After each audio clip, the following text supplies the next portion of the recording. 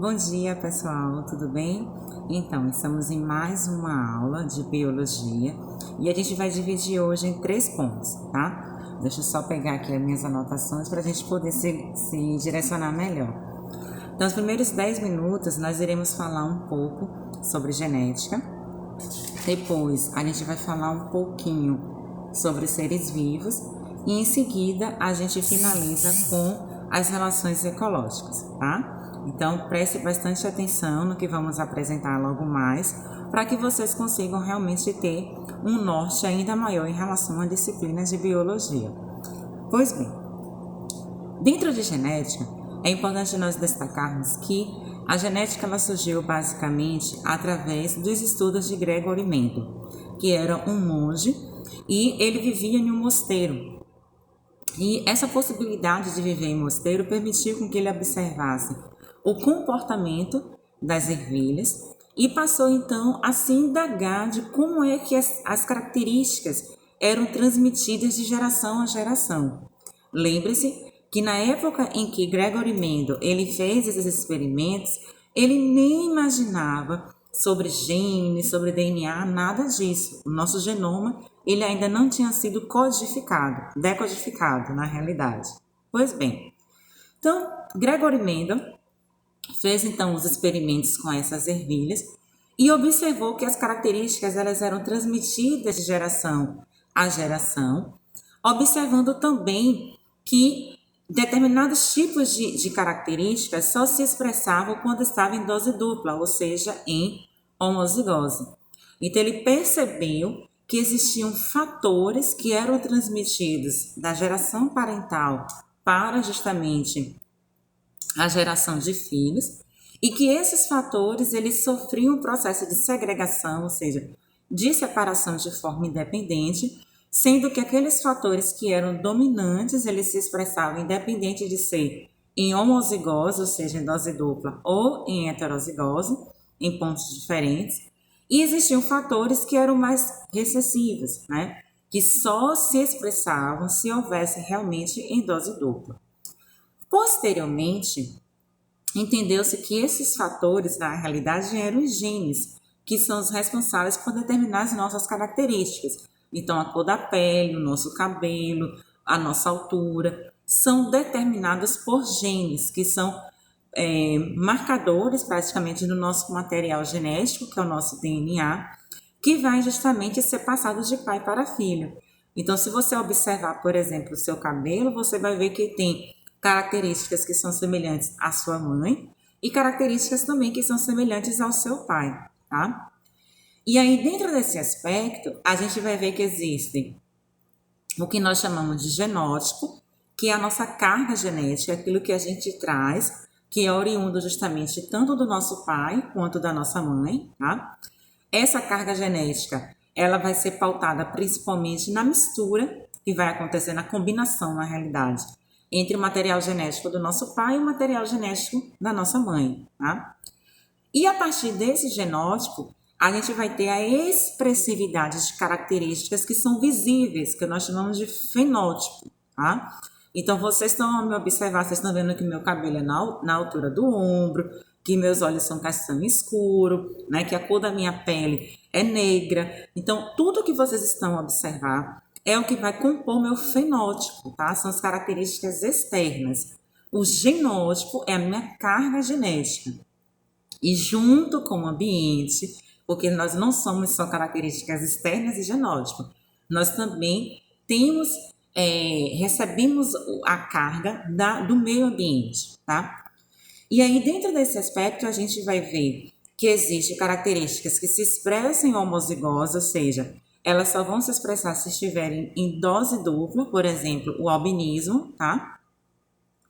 E existem características que são dominantes, como, por exemplo, características que são em heterozigose, ou seja, mesmo que só tenha um gene, ela vai se expressar, tá? E aí, nesse aspecto, a gente tem aquela ideia do azinho, que é homozigoto, e azinho, ou seja, A maiúsculo e A minúsculo, que representa a heterozigose. Nesse contexto, ainda da genética, a gente vai ver que a determinação sexual, no caso dos humanos, é feita pelo homem. Por quê? Porque o homem ele é heterogamético. Pronto, o que quer dizer isso? Heterogamético é aquele indivíduo que tem dois genes diferentes. Então, ele tem o gene X e o Y, tá? Quando o cromossomo X do pai se combina com o cromossomo X da mãe, nós temos, então, uma menina. Quando o cromossomo X do pai se combina com o Y, com o cromossomo X da mãe se combina com o Y do pai, obviamente que vai nascer um menino. Então, esse é o sexo genético, tá? Que vai ser determinado justamente pelo pai, porque é o pai que é heterogamético. A mulher não, a mulher é homogamética, ou seja, é XX, então os dois X eles são iguais, né? O homem não, X é diferente de Y. E aí, dentro desse ponto, a gente vai ver que existem algumas heranças genéticas que são ligadas ao sexo. Por exemplo, a hemofilia.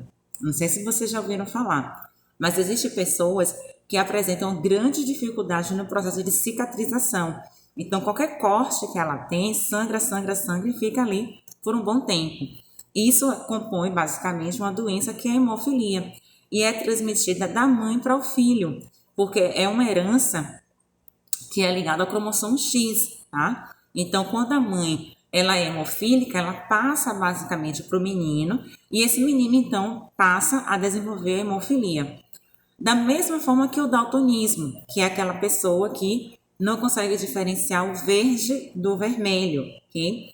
É uma herança também que está associada ao sexo, tá? E aí, dentro desse ponto, né, a gente percebe, então, que essas características que são transmitidas basicamente de pai para filho, isso permite a gente compreender o quanto os experimentos de Mendel foram importantes, tá?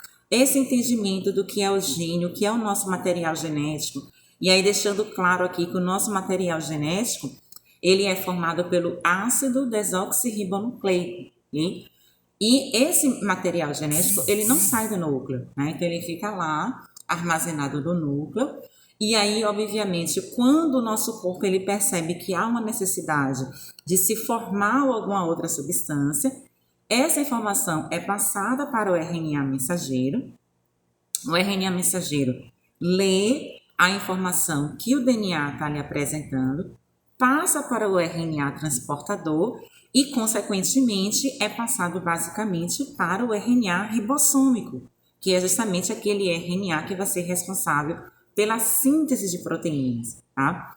E aí, dentro desse aspecto, a gente vai ver que quando uma criança ela está sendo gerada dentro do corpo da mãe, essas informações genéticas elas são transmitidas, então você nunca vai apresentar apenas características da sua mãe. Você vai apresentar características do seu pai, do seu bisavô, que talvez você nunca tenha visto, mas com certeza você tem alguma característica que remete à sua ancestralidade. E isso foi observado muito antes para o Gregory Mendel, muito antes de se saber o que era um microscópio, de se saber o que era o DNA, de se saber o que era um gene, tá? Por causa justamente dessa curiosidade que Gregory Mendel apresentou em relação à nossa carga genética. Então, agora vocês já estão cientes, tá? Genótipo é justamente a carga genética que a gente leva. Fenótipo é aquilo que é expresso, tá? Então, que vocês estão a visualizar, ok? Homozigotos são características que apresentam-se em dose dupla, então azão, azinho. Enquanto que heterozigotos são características que se expressam apenas, mesmo que haja apenas um dos genes, ele vai ser expresso. E a outra característica que também vocês precisam saber é que a determinação sexual, ela basicamente, no caso dos humanos, vai ser determinada pelo homem, tá? Então, é o homem que determina o sexo. Por quê? O homem determina o sexo porque ele é heterogamético, tá? Então, o homem é X, Y, ok? Então, sendo X, Y, quem vai determinar o sexo da criança é o homem, não é a mulher. A mulher é homogamética, então ela é X, X, tá? Então, fechando essa parte aí de genética, a gente vai entrar no segundo ponto daqui a pouco, que é justamente em relação ao tipo sanguíneo, tá? Então, daqui a pouco a gente entra um pouquinho para falar sobre tipos sanguíneos, hein?